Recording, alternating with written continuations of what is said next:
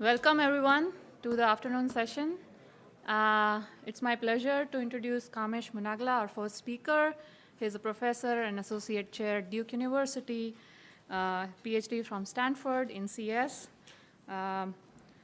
He is an ACM Distinguished Scientist, Sloan Fellow, and won several best paper awards at Wine, WWW, and so on. Really great work in online algorithms, approximation algorithms, algorithm game theory, the work I know and really fan of, and recently ergonomic fairness as well. So today he's going to tell us about some of his work. Thanks, Ruta, for the very kind introduction, and thanks to the organizers for the invitation. It's been a fantastic workshop so far. So I'm going to talk about information design in auctions. Because this is a new topic in the algorithmic game theory community, I'm going to go a bit slowly. If you feel you don't understand something, please raise your hand and ask me. Because when the first time I did this, it took me a while to understand this stuff. So this is joint work with several collaborators, Reza Alijani, who was my PhD student and now at Google, Sid Banerjee, who's a professor at Cornell, and Xiaohang Ko, who's at Duke, and Kang Ning, who used to be my PhD student, and now he's going to be a postdoc at Stanford working with Amin and Ashish. So these slides are mainly due to Xiaohang and Kang Ning, but any mistakes in the slides are mine. So just to recap, Bayesian auctions, that's something that several of you probably work on. There is a seller trying to sell one item to several buyers, n buyers. Each buyer has some value that is private to them, but that's drawn from a distribution Fi. This Fi is public information. And the seller aims to maximize her revenue. And for this problem, there's an optimal auction that is well known and is due to Meyerson, who won the Nobel Prize in Economics some years ago.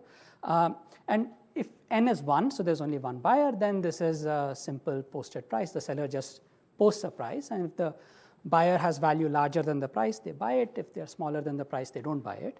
But the thing with this auction is, even in this simple case of one buyer, this auction loses welfare in the sense that if the value of the buyer is below the posted price, the item is unallocated, so neither the seller nor the buyer gains anything in that situation. Okay, so that's the background. So this framework for signaling, or the setting we are considering, is there's an intermediary. This intermediary knows the private values of all the buyers, and this intermediary wants to use this additional information that it has to improve the outcome of the auction. So this intermediary is not running the auction, it just knows the private values of the buyers. So this intermediary, what will it do? It will try to partially reveal its information to the seller so that the seller, when maximizing her own revenue, will design an auction that is more beneficial to the buyers. Like the second order effect of the seller trying to maximize its own revenue is that the auction will be more beneficial to the buyers. This setting is a special case of something called Bayesian persuasion, and that's due to Kamenika and Gensko from a decade ago. And it's like sort of the general framework of Bayesian persuasion is widely studied in economics. Okay, so why is this setting interesting? So you can think of like an ad exchange platform. So suppose you are Google running an ad exchange, then this platform itself can serve as an intermediary because the advertisers who come in, who are the buyers, this platform can use past information and other machine learning methods to try to figure out what the value of this buyer will be, or this advertiser will be. But there's a publisher or seller that's on the other side of the market that actually still controls the auction or the pricing scheme. And so this ad exchange can selectively reveal information to this publisher to try to get more benefit to the advertisers. And similarly, if you're doing spectrum auctions, the FCC can act as some kind of intermediary when you're reselling spectrum rights and you're selling it from one party to the other. The reason we studied is because it leads to very basic theoretical questions in auction design. I mean, we put on a theorist hat and looked at this problem. Okay. So let's first look at the single buyer setting. So there's one seller and one buyer, and this was studied by Benjamin, Brooks, and Morris in 2015, who they kind of completely solved this problem. So as an example, suppose the prior distribution is uniform over the numbers, over the values 1, 2, and 3. And without an intermediary, the revenue optimal price is 2. So if you set a price of 2, then the buyer will buy if its value is 2 or 3, so they buy with probability 2/3. Right? So the revenue you get is 2 times 2/3, which is 4/3, and that's optimal in this setting. If you set a price of 1 or 3, you only get less revenue. Because if you set a price of 3, you get 1/3 times 3. If you set a price of 1, you just get 1. Both of those are smaller than 4/3. Okay, but the thing with setting a price of 2 is that if the buyer's value is 1, there is loss in welfare, the item doesn't sell. Okay, so what happens with an intermediary? So without an intermediary, the price is 2.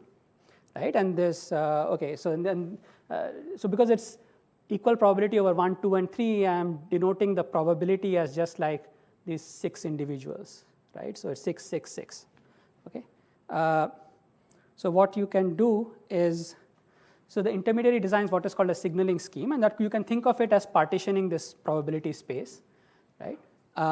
Suppose you partition it this way, right? Then what happens is, let's call that the left side signal 1, the right side signal 2.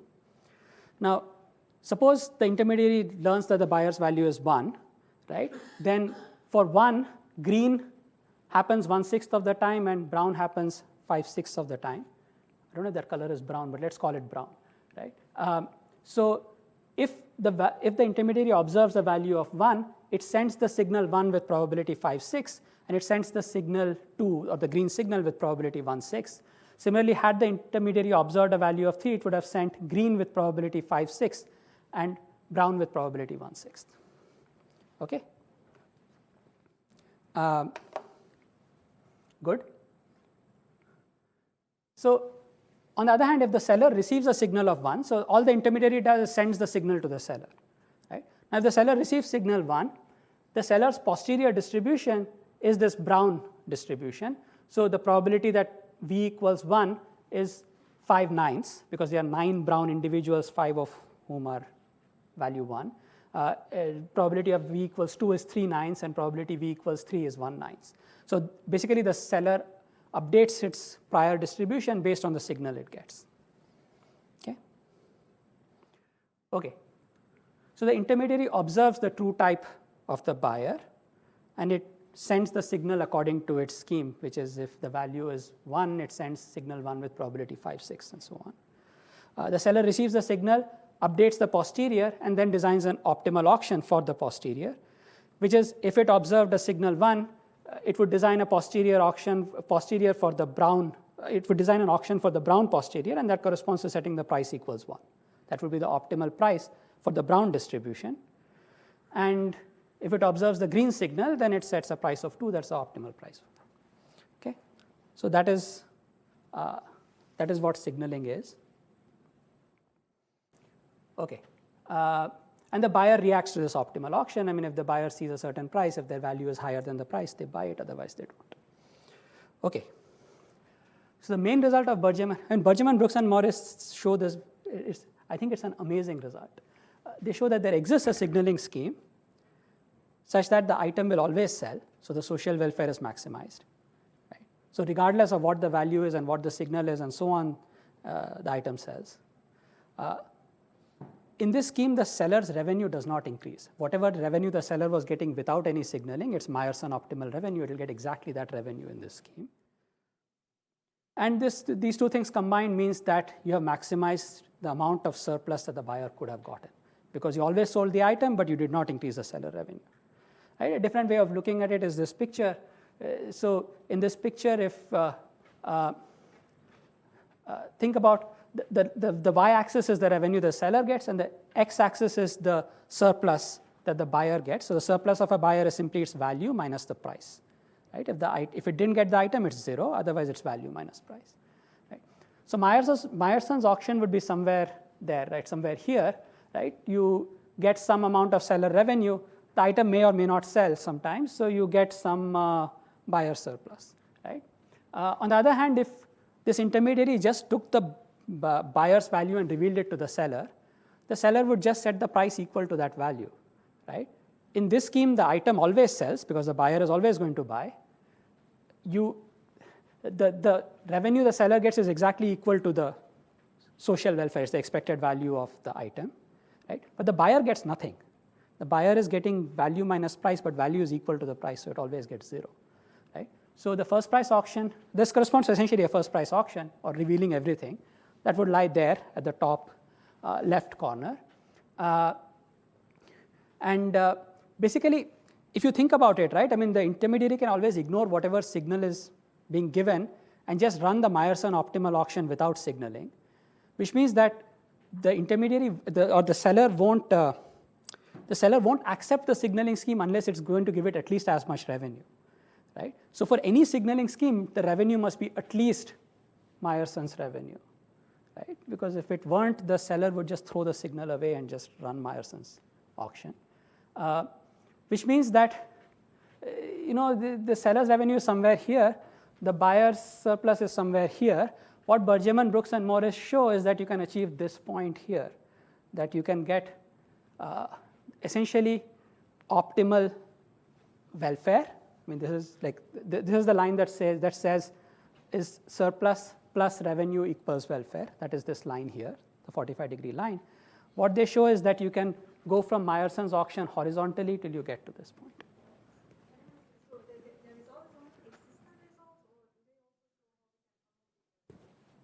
Next slide. So what is the scheme? Essentially, what they do is design signals which are equal revenue, meaning that the revenue of setting any price is exactly the same. So you could set any price, and it's from the seller's perspective, setting any price is the same thing, right? So as an example here, suppose I take this and split it into these 3 signals, like dark brown, pink, and green. So in the first signal, which is this pink signal, the revenue, if you can check that the revenue of setting price equals 1, 2, and 3 is all the same. You get 1. And similarly for the brown signal, the brown signal only has support for value equals 2 and 3. You could set the price here, you could set the price here, you'll get the same thing, right? Because if you set the price here, you get revenue of 2, item always sells. If you set price here, you get revenue 3 with probability 2/3, so you still get 2. And the same for the third signal. For the third signal, there is only one value, so you set the price equal to the value, right?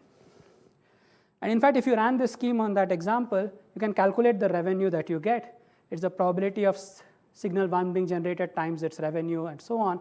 You do the math, you get 4/3, but 4/3 was also the Meyerson revenue for this problem. Right? So what they do is essentially iteratively remove equal revenue signals, equal revenue distributions from the original signal. That is their entire scheme. So take your distribution, take an equal revenue curve, remove as much of it as possible from your distribution. So the equal revenue curve initially is this pink thing, remove it. Next, the equal revenue curve will be this brown thing, remove it. And then all you're left with is this. And what they show is that this scheme always works. Okay.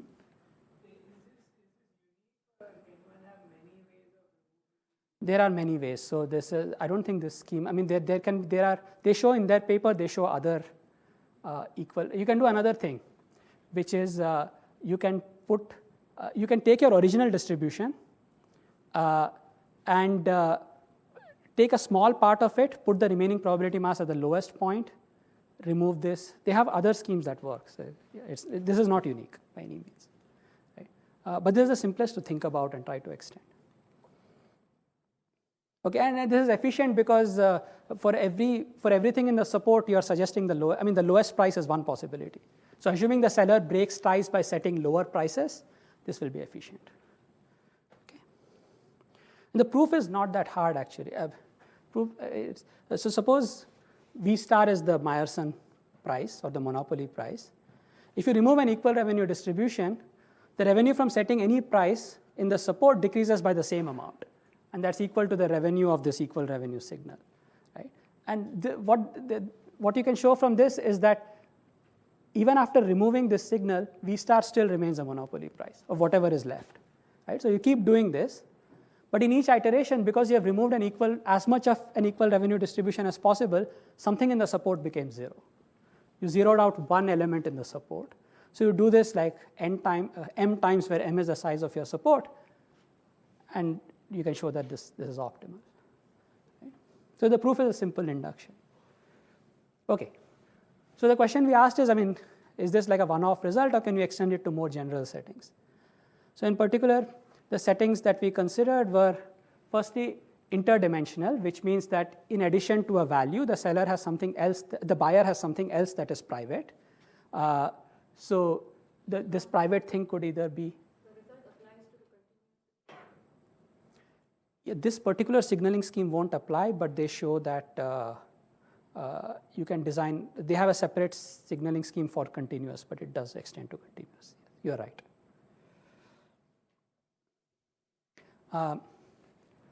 So what if the seller, the buyer, in addition to having a private value, also had something else that was private, either a deadline or a budget, and I'll describe it in a bit more detail later.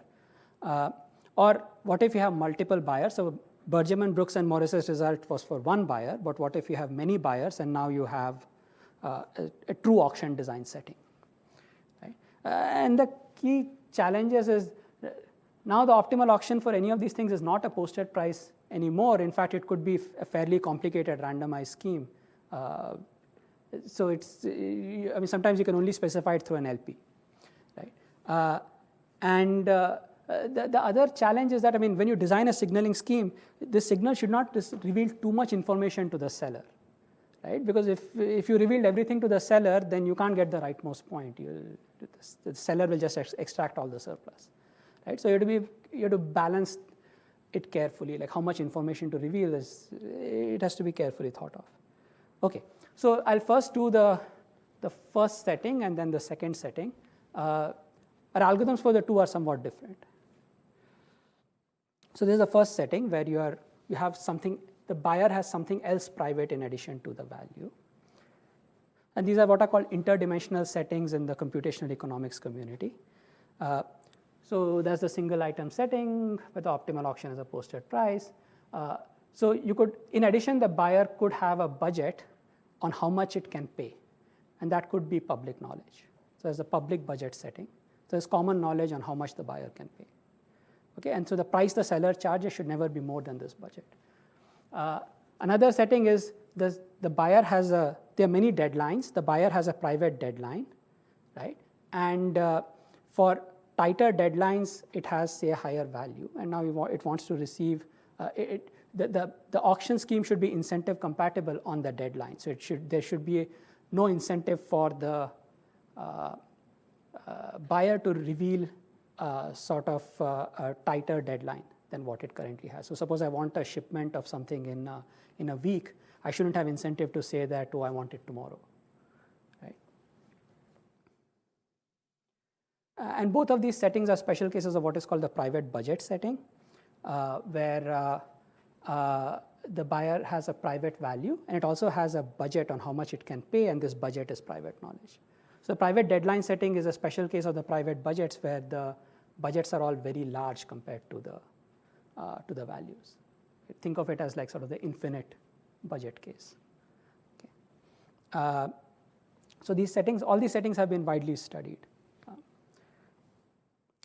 And the thing with these settings is that the optimal auction is now randomized, so it's a lottery.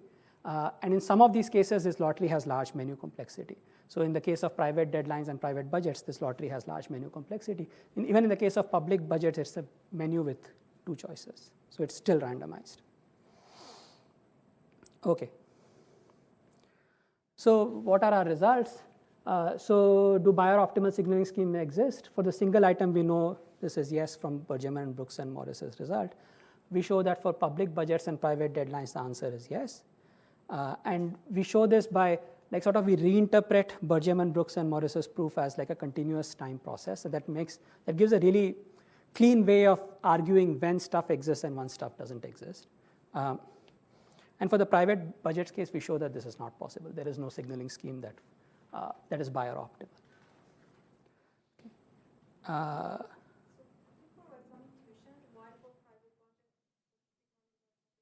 come to that. So let me first describe the scheme, otherwise but good point. Okay, so what is a private deadline setting? So there are values and there are deadlines. So you can think of it as like this two-dimensional picture and say this is the red dots here are the support of the distribution. So there is a joint distribution specified over possible value deadline pairs. Okay, and that is the prior information available to the seller. Okay, the incentive compatibility constraints in the standard case without deadlines just say that the buyer should not have incentive to report a different value from their true value. In the case of deadlines, there's an additional incentive compatibility constraint that there shouldn't be any incentive to report a tighter deadline than what you have. Okay. That is the setting. I'm not too familiar with the setting. What is the constraint of seller has still one item? Seller still has one item. Yeah. What are the deadlines do? When should you ship the item to the buyer? Right? So the seller wants to make sure that it ships the item to the buyer at exactly its deadline and not sooner. Again, it's only one item? There's only one item. Yeah. So what's the value of What is the constraint? So and what time they get the item and the value. So the buyer does not get value if they get the item after their deadline, but otherwise they get the value of the item.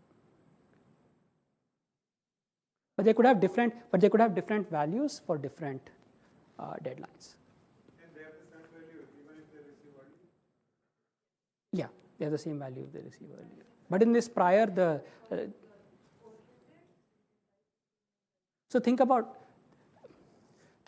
they're like say rich people and poor people, right? And rich people want to receive, they like receiving items faster, but they have higher values for these items, right? Now I could be somebody who can't afford stuff, but I'll just misreport and say I'm like this rich person who has this very tight deadline and so on, right? And so you want to make sure that there's no such misreport.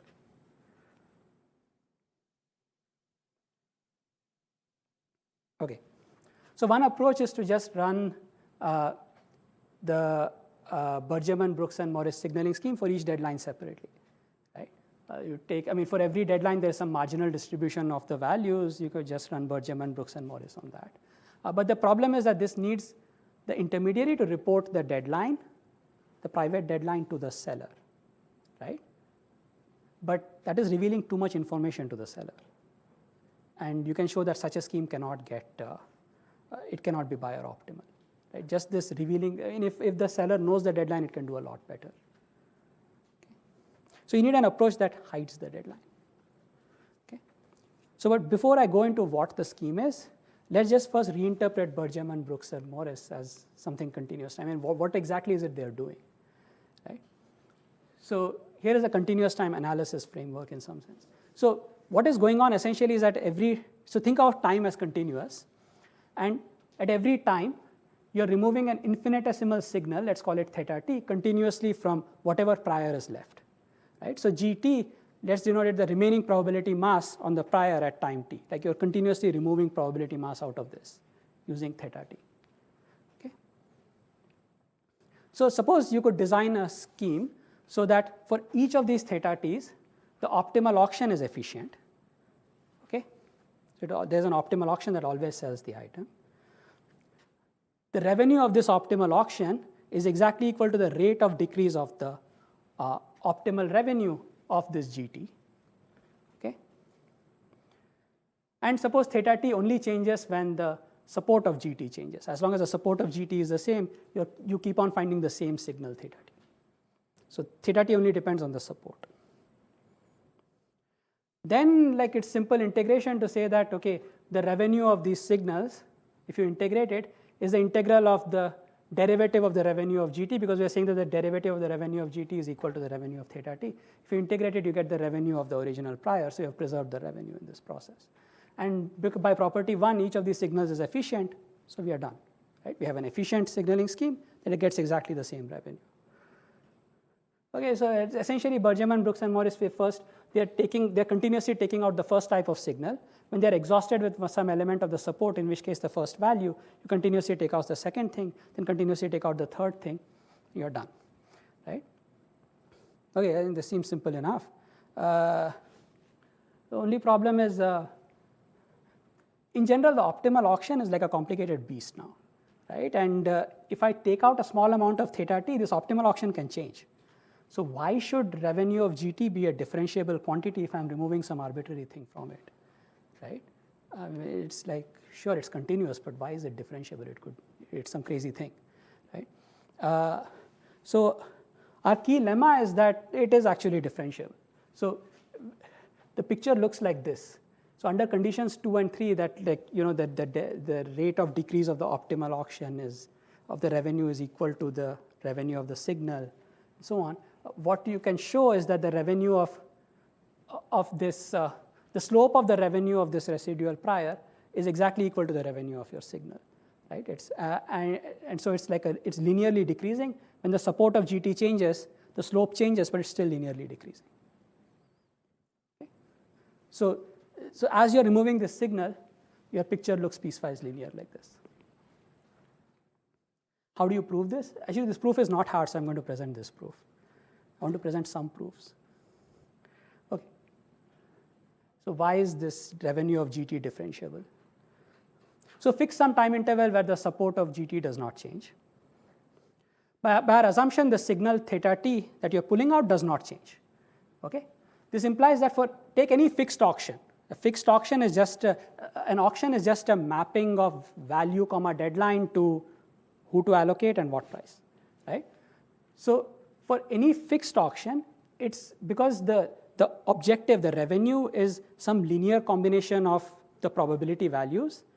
This linear combination is also decreasing linearly, right? So if I fix an auction, its revenue will be linearly decreasing in t, simply because revenue is a linear combination of probability times allocation, probability times price, right? So, but revenue of GT is simply the maximum of the revenues of these auctions, right? For each auction, its revenue is linear. So the revenue of GT is decreasing and convex. It's a max of linear functions. Good? So fix some time t and consider the optimal auction mt, okay? And it has some linearly decreasing revenue, right? So this, because this is the optimal auction at time t, its linearly decreasing revenue line must be a tangent to GT at time t. So GT is some decreasing convex function. It may not be differentiable, but this mt is a tangent there, right? But again, by our assumption, the slope of mt, so we have assumed that the revenue of theta t is the same as the rate of decrease of mt. So the slope of mt is equal to the revenue of theta t. This shouldn't be slope. The slope of revenue of mt is equal to the revenue of theta t. But what does this mean? This means for every time t, right, there is some tangent of this revenue curve, revenue of GT, which has the same slope, which is the revenue of theta t, right? But if I give you a convex function and tell you that it has a common tangent everywhere, it must be a linear function. Oh, sorry. So this implies that revenue of GT is linear and hence differentiable, right? So this is sort of abstracting out what Bergman, Brooks, and Morris are doing in terms of calculus. Okay, but this way of reinterpreting it allows us to generalize it more and more. Okay. So for the public budget setting, we use this framework and show that. So now all we need to do is find a scheme that satisfies these three properties, and we are done. And for public budgets, we show that the same construction as Bergman, Brooks, and Morris satisfies all these properties, so we are done. But for the private deadline setting, we'll show a new construction that satisfies these properties, right? And our construction is simply this, right? So this is so suppose the support of the joint distribution on values and deadlines looks like this, right? So these are increasing deadlines, these are increasing values. So what we do is we take the lower envelope of these value deadline pairs, right? And we construct an equal revenue signal with support equal to this rower envelope, and now continuously pull that out. Okay, so that is our signaling scheme. So this scheme is obfuscating the values and the deadlines. So you're not revealing the true deadline to the seller, you're obfuscating it. The proof is somewhat involved because we need to show these properties, that this signaling scheme has the properties that the optimal auction on this signal is efficient, and the rate of decrease, the revenue of this optimal auction is equal to the rate of decrease of revenue of the optimal auction of the prior, and so on. So it's a bit complicated, but this is the main idea. So yeah, it's a one-dimensional function with a subgradient equal to the same value. Okay, so what is the private budget setting? So the private budget setting is again the same thing. So you have increasing budgets, increasing values. You have a joint distribution over them.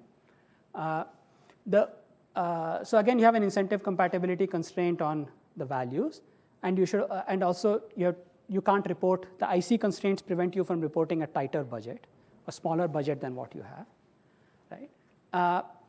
And the constraint is that the price that the seller can charge is at most the reported budget.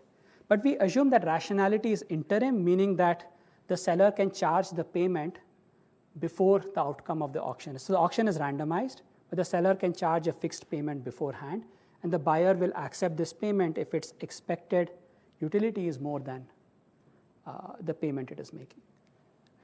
And this is a standard assumption in economics, that rationality can be interim. Okay. So the main issue with running this lower envelope signaling scheme is that the optimal auction on the signal, everything, property 2 and 3 go through that, like the rate of decrease of revenue and so on, all that stuff can be handled. But the main thing is that the optimal auction on the signal is now randomized and is not efficient, right? But there's a problem with this specific signaling scheme. But what we can show is that there is no signaling scheme. So there is an instance where any signaling scheme that is efficient cannot approximate the buyer's surplus to any factor. So if you are forced to be efficient, this buyer surplus is very small. And even without efficiency, you can't get more than, even if you sacrifice efficiency, you still can't get better than half approximation to the buyer surplus.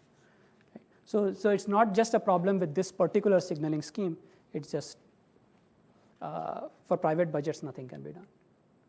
Okay? And the main problem seems to be this interim rationality, that we are allowing the seller to charge a payment before actually implementing the auction, right?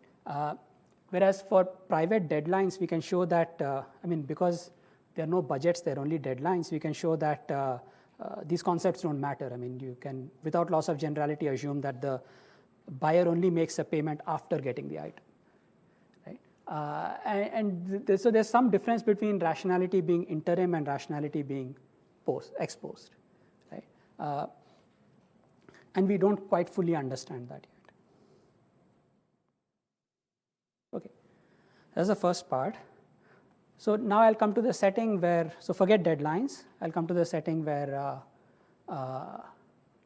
there are multiple buyers and they only have private values. So again, recall the Bergman, Brooks, and Morris setting. So let me denote CS as the consumer surplus or the surplus of the buyer. So in the single item setting, the maximum welfare is simply the expected value of the item. So the maximum consumer surplus is the expected value of the item minus the revenue without signaling, right? And what Bergman, Brooks, and Morris show is that you can actually achieve this quantity. So there's a signaling scheme that makes that inequality equality. Can we generalize this to multi-buyer auctions? So again, in a picture like this, can you get this rightmost point? Okay. It's just writing it in words.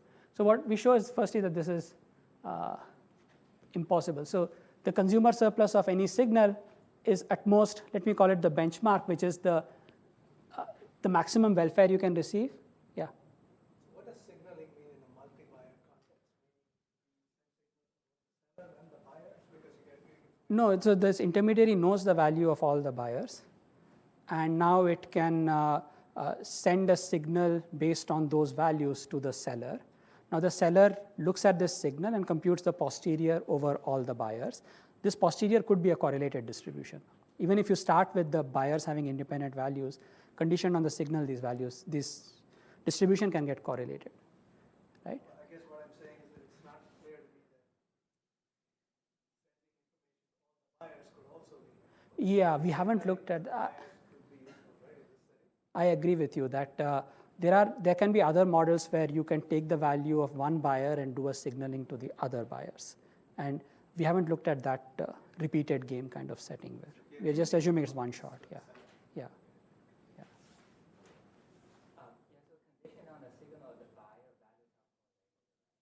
They can be correlated. Yeah. It depends on the signal.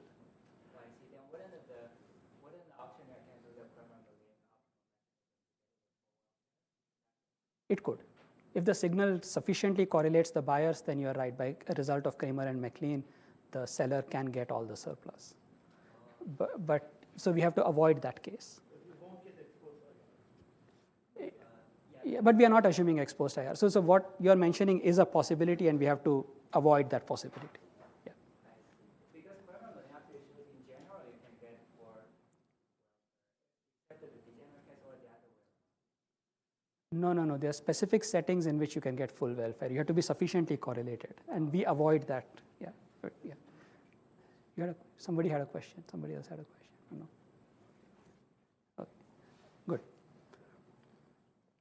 So what we first show is that the consumers, in this case, getting optimum is not possible. In fact, you can't get better than half times optimum. And even this is true even if you have two buyers, and each buyer has two independent buyers, and each buyer is supported on a two-value distribution. Right? We are assuming the values are independent, but for this example, they're not identical. So the distribution of the first buyer is different from the distribution of the second buyer. Okay? And to prove this, we actually use Kramer and McLean. We say that if there are two buyers and each buyer has only two values, then any distribution that correlates these two buyers is bad in the sense that the seller can extract the full welfare. So the buyers get nothing in that setting. So the only interesting signals are signals that preserve independence. And that enables us to show that, we use it to show a negative result. Yeah. But beyond two buyers or beyond two values, the characterization under which the seller can get everything is complicated. Yeah. If we allow the seller, so this is what this approximation thing is trying to do. So I'll come to that. So we are essentially going to, we can't get optimum, so what do we do? In fact, I'll cheat a bit, but I'll tell you how I cheated later. So again, the question is, can we get approximation? Can we approximate this quantity? Right? The width of the rightmost point can be approximated. And the difficulty is essentially what you're saying. This signal may arbitrarily correlate buyers, and in this case, the optimal auction, once you start having correlations, does not have a simple description. It's just an LP, right? So we have to kind of stay away from complicated LPs. The Chandra here would disagree and say complicated LPs are the thing to do. But okay, so our main result is there is a signaling scheme that achieves a constant fraction of the benchmark. All we could show is 1 over 1900. I think the right answer is 1/2 or 1/3, but we don't know how to show it. Okay, and we can show this for assuming that the distributions of the buyers are i.i.d. and they are what are called regular, which means that the revenue curve is concave. I won't go into the details of what regular is, but most distributions we deal with are regular distributions. Okay, so let me try to give an idea of how we show this. So let me try to rewrite the benchmark for i.i.d. values. So we know that for i.i.d. distributions, the optimal auction, Meyerson's auction, is a second price auction. So it does like VCG essentially, but it sets a reserve R. So if the first highest value is below R, the item is unallocated. And R is something you can easily calculate from the distribution. It's called the monopoly price or reserve price. Okay, so let y denote the value distribution of a single buyer conditioned on being below the reserve. Okay, and let zk denote the kth largest. So you draw n values from y, because there are n buyers. Let zk denote the kth largest of these n draws. So zk is a random variable. Is the order statistic of these of y. Right? So the benchmark, if you recall, is just the welfare expected value of the maximum from the original distributions minus the revenue minus Meyerson's revenue. Right? You can rewrite this as the consumer surplus of Meyerson's auction. So how much is Meyerson's auction already giving the buyers, plus the probability that all the values are below the reserve. So this quantity is just the probability all the values are below the reserve, times the expected value of Z1, the largest of these n draws from Y. Okay, so this is basically, so this is, the first term is essentially, I mean, if you look at this horizontal line I drew, right, and Meyerson's auction is somewhere, it is already getting some surplus for the buyers. The extra that you go to get to the rightmost point is the second term. Okay, now, since we are doing approximations, let's assume that the first quantity is small. Because if the first quantity were already at least a constant fraction of the benchmark, then there's nothing to do, just run Meyerson's auction. Right? So we'll assume that the first quantity is small, and all the entire benchmark is coming from here. So let's try to design a signaling scheme that gets something close to this. Right? So with the case where the values are below the reserve. And that is a bad case for Meyerson's auction. Okay? So our signaling scheme is the following. So it's parameterized by a quantity t. T is not time anymore. T is just a number between 1 and n. Right? So think of t as being 3, just for concreteness. So reveal the set of, so the intermediary is observing all the values. So it sorts them and says, okay, look at the buyers whose values are the top t. Reveal the identity of those buyers, but not the values. Okay? And for the other buyers who are not in the top t, just reveal all their values. Right? Which means essentially you're revealing the t plus first highest value. The other values are useless anyway for the seller. Right? So you reveal the identity of the buyers in the top t and reveal the t plus first highest value. Okay, at this point, what information does the seller have? It knows the identity of the top 3 buyers. So it can compute, the priors are i.i.d. Right? It knows what the t plus first highest value is. Let's call that q. So it can compute the posterior w given the values are at least q. Right? All it knows is that these values are at least q. Right? So you have an identical posterior for each of these buyers, and they're still independent. Okay, good. Now what you do, what the intermediary does, is pick a random buyer in the top t, pick one uniformly at random, and now take this buyer, take this posterior, W, and run the Bergman-Brooks-Morris signaling scheme on that posterior. So you signal the value of this randomly chosen buyer according to the BBM scheme. Okay? So for one of those buyers, the seller has some more information. Okay? And the seller knows the identity of this buyer. Okay, so as an example, suppose these were the values the intermediary observed, t is equal to 2. Tell the seller, so the second and fourth buyers have the highest value, 7 and 5. So tell the seller V2, V4 are the 2 highest values, and V1, V3, V5 are 3, 2, 1. Now pick a random buyer among V2 and V4 and signal its value using the Bergman-Brooks-Morris scheme conditioned on this value, on the distribution conditioned on it being at least 3. Because 3 is the third highest value. That is our scheme. And there is one such scheme for each t.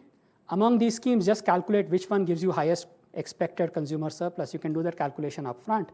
Just implement that. So take the max over t of these schemes. Okay? That is the final algorithm.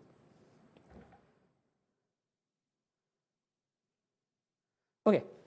So the key technical lemma is that the consumer surplus, so if you look at the second term in our consumer surplus, you can write it as essentially the expected value of the average of the top t z's okay, minus zt plus 1. Okay. The probability the values are less than r is something that all schemes will suffer, including the optimal auctions. So that term just cancels out, right? So the important thing is this second term.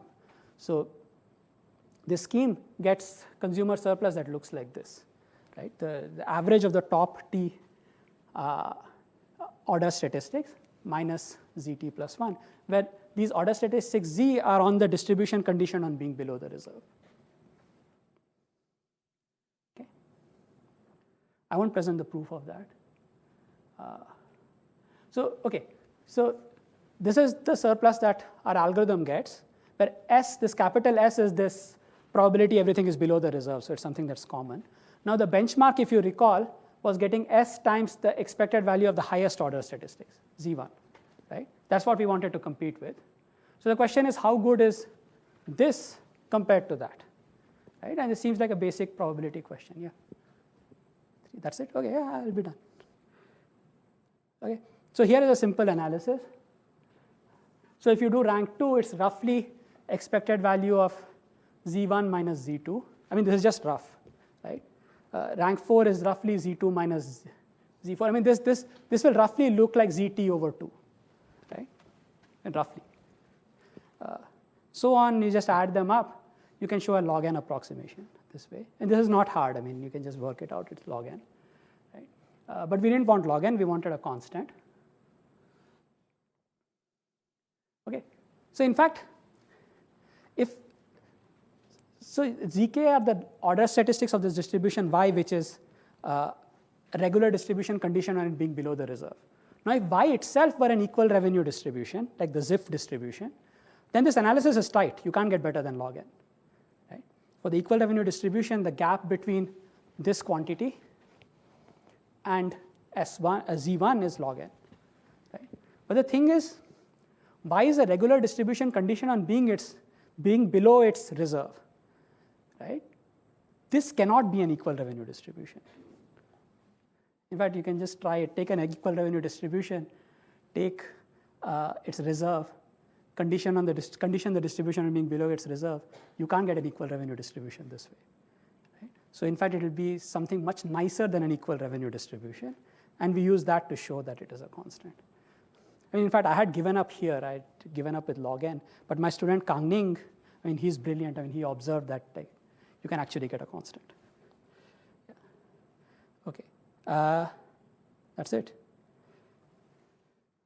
So, I mean, because there's a workshop on like data science and like markets in data science, you can view signaling as using data, this intermediary using data or machine learning to achieve optimal trade-offs in auctions. So there are some immediate open questions. I mean, for budgets, what if you don't allow ex interim rationality, but you constrain the seller to be ex post rational? We conjecture there's an optimal mechanism in that case, but we don't have a proof.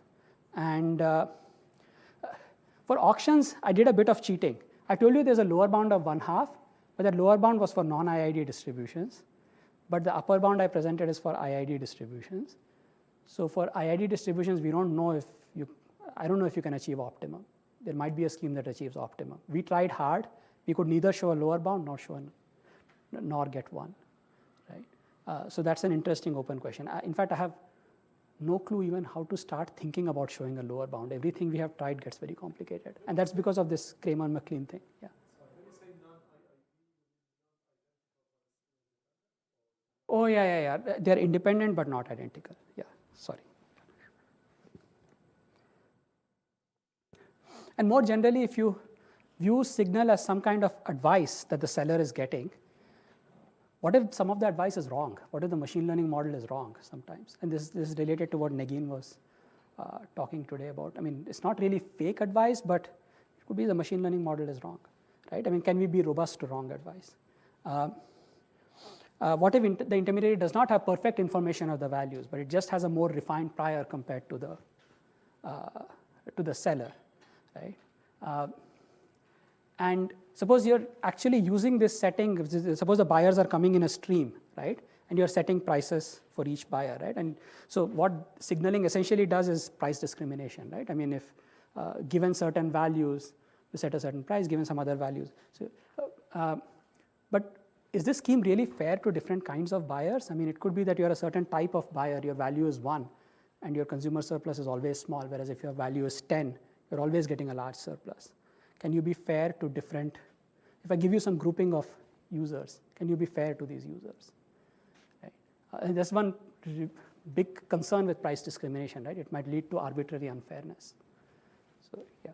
And I don't have answers to any of these questions. That's it.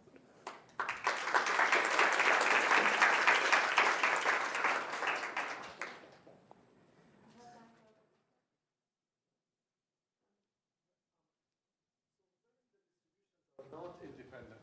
There are, thank you. When the distributions are not independent, there are approximations to the optimum revenue auctions, right? Constant factor approximation, going back to Ronan and Nissan. Yeah, yeah. Is there any way to use those to get approximation on both the surplus and? Tried that, and it's, no, we couldn't figure out how to do it.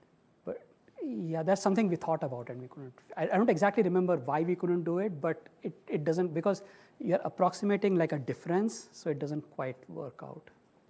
I see. Okay.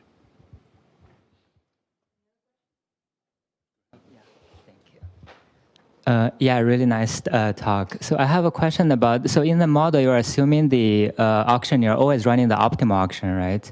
But we know in practice, many of the time the optimal auction is difficult to run, and people sometimes run second price auction with the reserve, or maybe first price auction. I guess you can ask exactly the same question here, but second price auction probably doesn't work because it's prior independent.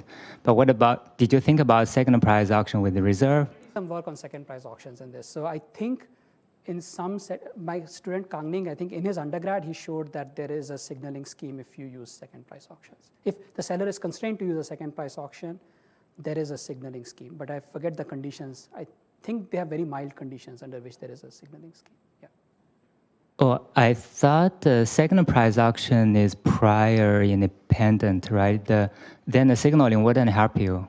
Yeah, I don't remember now. So, okay, so I shouldn't misquote what he did. I guess plus reserve maybe. Yeah, with reserve. Yeah, you're right. Yeah, and maybe I think first price auction you can ask the same question as well. I think even that has been asked, and I forget the result now. But there are a bunch of papers if you don't look at the optimal auction.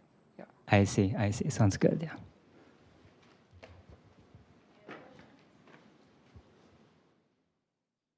So then I was wondering, have people looked at like multiple items, let's say?